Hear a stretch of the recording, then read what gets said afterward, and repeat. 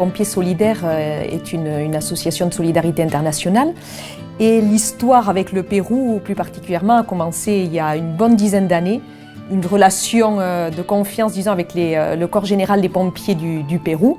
On a avec eux fait des formations à la prévention et à la gestion des risques en cas de catastrophe, qui nous a menés à travailler sur le district de San Juan del Lurigancho, donc, qui est dans la proche banlieue de Lima, qui est le plus grand district d'Amérique du Sud.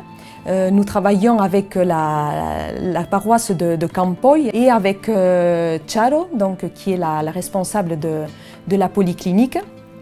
Elle a voulu qu'on travaille sur les personnes handicapées du quartier. Ils avaient recensé une centaine de familles qui étaient touchées par le handicap.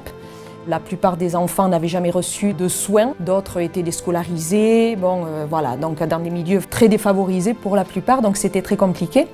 Donc on a élaboré un programme sur le handicap qui traiterait de façon globale la personne handicapée dans son milieu de vie, mais qui prendrait en compte non seulement la dimension médicale, mais aussi la dimension psychologique, sociale, donc qui inclurait toute la famille et tous les aidants, disons, pour faire plus large. On a eu la chance que ça puisse démarrer en novembre 2015. Dans la première année, nous avons équipé la polyclinique en matériel beaucoup plus performant. Donc en ce moment, c'est un groupe de jeunes trisomiques qui est pris en charge par l'équipe. Je les ai croisés en tout début de programme où on a fait connaissance avec eux. Et là, 6 mois après, j'y suis retournée.